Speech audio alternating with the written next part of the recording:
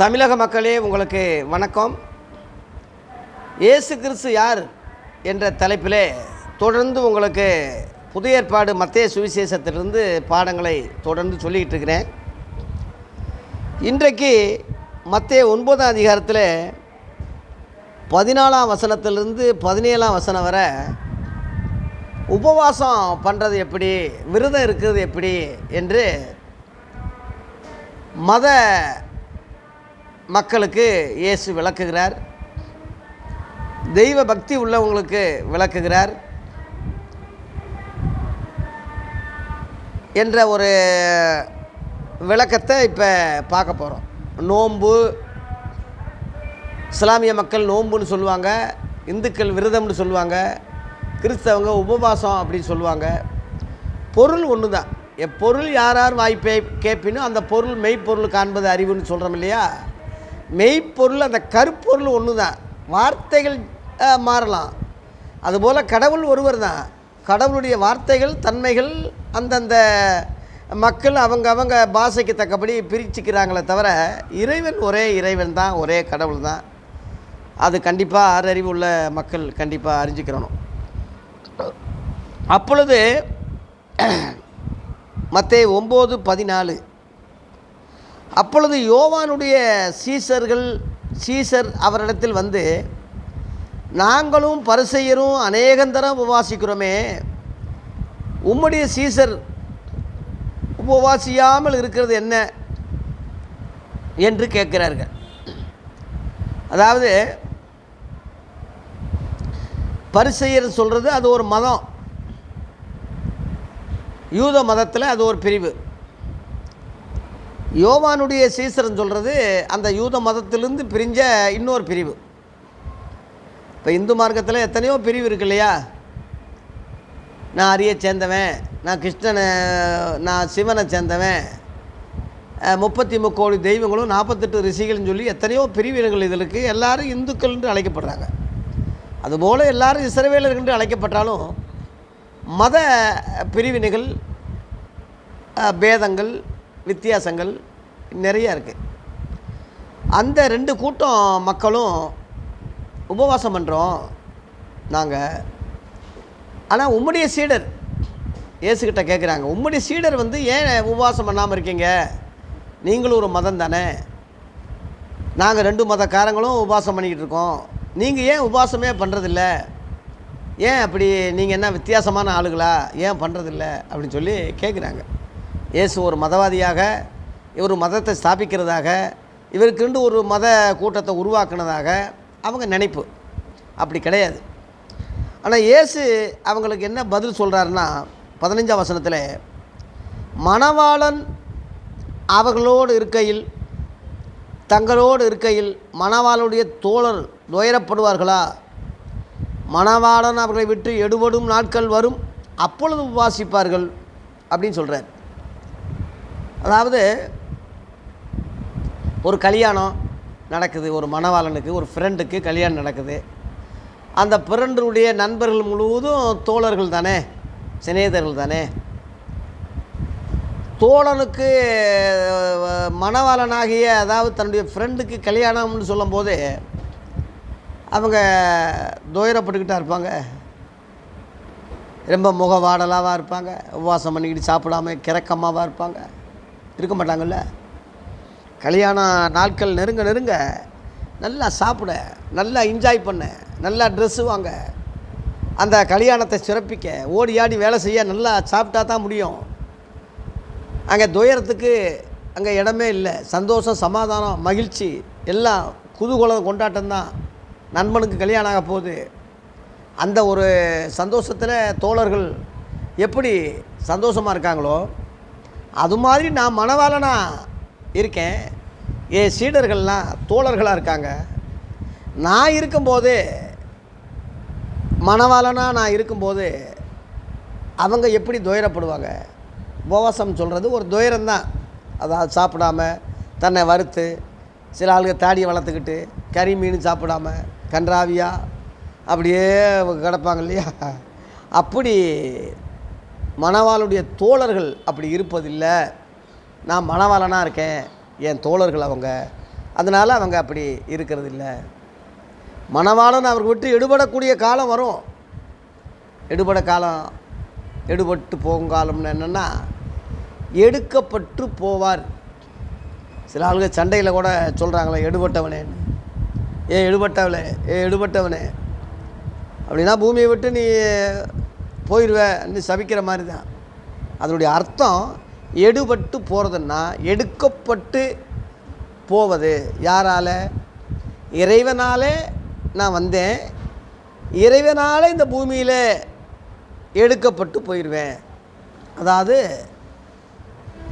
மரிப்பேன், ஆனால் திரும்ப உயிர் தெழுவேன். உயிர் தெழுந்த நான் தேவனிடத்தில் எடுக்கப்பட்டு போயிடுவேன்.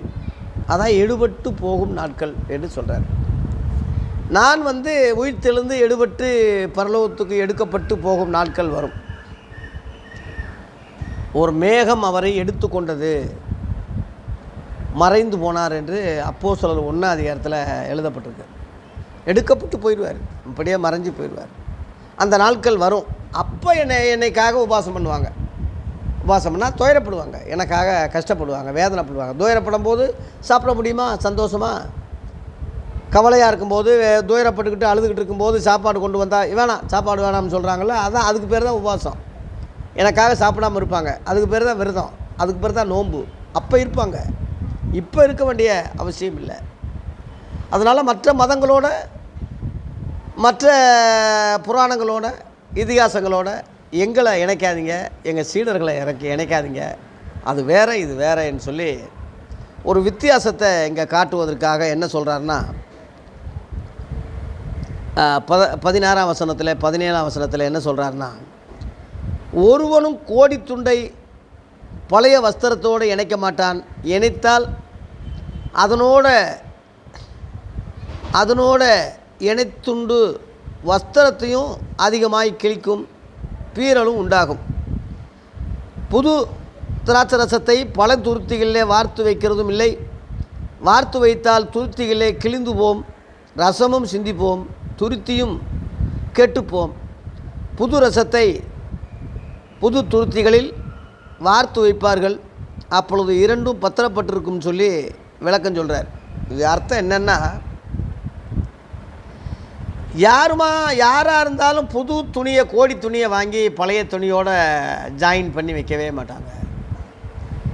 அதே மாதிரி புது ரசத்தை பழைய ரசத்தோட, திராட்சை ரசம்தான் அப்போ காப்பி டீ மாதிரி, ரெண்டையும் சேர்த்து கலக்க மாட்டாங்க. கலந்தால் ரெண்டுமே கெட்டு போயிடும். புது துருத்தின்னா பானை, அதாவது பாட்டிலு, ஜக்கு மாதிரி துருத்தினா, அதில் புது துருத்தியாக இருந்தால் புது ரசம் ஊற்றுவாங்க. பழைய ரசத்தையும் புது ரசத்தையும் பிரிப்பாங்க. அப்போ தான் ரெண்டுமே நல்லா, அந்த பழையது பழசாக இருக்கும், புதுசாக இருக்கும். இதுதான் புதிய ஏற்பாடுன்னு சொல்கிறார், புது உடன்படிக்கைன்னு சொல்கிறார், புதிய சட்டத்திட்டம்னு சொல்கிறார், புதிய உபதேசம்னு சொல்கிறார், புதிய மார்க்கம்னு சொல்கிறார். உலகத்தில் எத்தனையோ மார்க்கம் இருக்குது, அதுபோல் இது ஒரு மார்க்கம் அல்ல. எத்தனையோ பேர் உபாசம் பண்ணுறாங்கன்னா அந்த மாதிரி நாங்கள் இல்லை. எத்தனையோ மதம் இருக்குன்னா நானும் ஒரு மதத்தை சாவிக்க வரலை. முற்றிலும் புதிதானது. கோடி துண்டு நான் புதுசு, முற்றிலும் புதுசு. அந்த வஸ்திரம் தான் ரட்சிப்பின் வஸ்திரம், துதியின் உடை என்று ஞான அர்த்தத்தில் சீடர்கள் எழுதியிருக்காங்க. கலியான மணவாளன் என்பது மகிழ்ச்சியான ஒரு நாள் இருக்குது. அந்த நாளில் தான் திராட்சை ரசம் கொடுக்கப்படும். கானா ஒரு கல்யாணத்தில் திராட்சை ரசம் குறைப்பட்ட போது அற்புதத்தை அங்கே செய்தார் இயேசு. அந்த கல்யாணம் சொல்கிறதே திராட்சை ரசம் பானம் பண்ணுறது தான். திராட்சை ரசம் இங்கிலீஷில் ஒயின் போட்டிருக்கு, அதனால் அது மதுபானம்னு சிலர் தப்பாக நினைக்கிறாங்க. இப்போ கல்லுக்கும் பதினிக்குள்ள வித்தியாசம்தான்.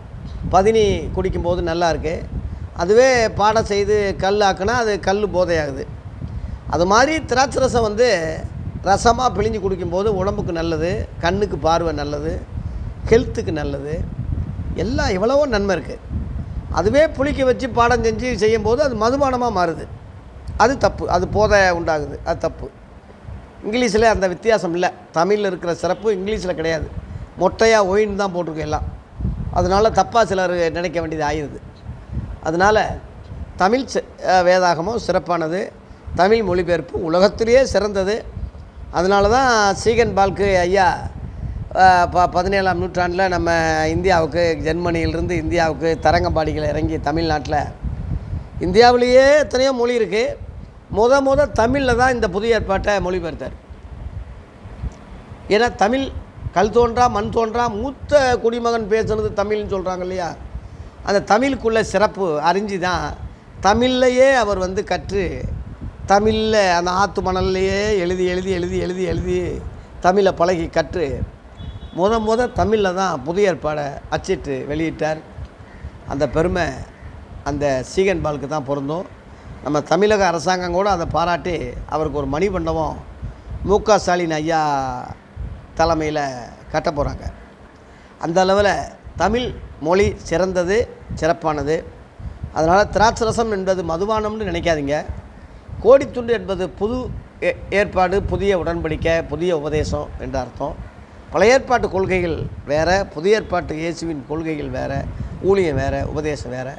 இன்றைய கிறிஸ்தவ போதர்கள் அதை அறியாமல் ரெண்டையும் கலந்து மண்ணையும் சோத்தையும் சாப்பிட்ட மாதிரி ரெண்டையும் கலந்து மக்களுக்கு போதிக்கிறதுனால கிறிஸ்தவம் வளராமல் இருக்குது, ஜாதி வெறி ஒழியாமல் இருக்குது, வேற்றுமைகள் உயர்வு தாழ்வுகள் இருந்துக்கிட்டு இருக்குது, எழுப்புதல் வரலை.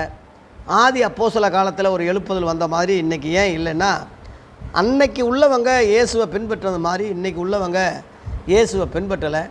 பழைய ஏற்பாடு புதிய ஏற்பாட்டையும் சேர்த்து பேசுகிறாங்க. மத தலைவர்கள் கெடுத்துட்டாங்க என்பது தான் வேதனையான காரியம். ஆகவே தேவ பிள்ளைகள் அதை பகுத்தறிஞ்சு மதவாதிகள் சொல்கிறத நம்பாமல் கேட்காம இயேசு பெருமான் என்ன சொன்னாரோ, குமரக்கடவுள் என்ன சொன்னாரோ, அப்படி சீடர்கள் என்ன எழுதுனாங்களோ, இந்த வேதாகமத்தை பயன்படுத்தி, இந்த சுவிசேஷங்களை பயன்படுத்தி, இந்த புதிய ஏற்பாட்டு நிருபங்களை பயன்படுத்தி சத்தியத்தை அறிந்து சத்தியமாய் வாழ அன்போடு கேட்டுக்கொள்கிறேன். நாளைய தினம் ஒரு அற்புதத்தோடு உங்களை சந்திக்கிறேன். நன்றி, வணக்கம்.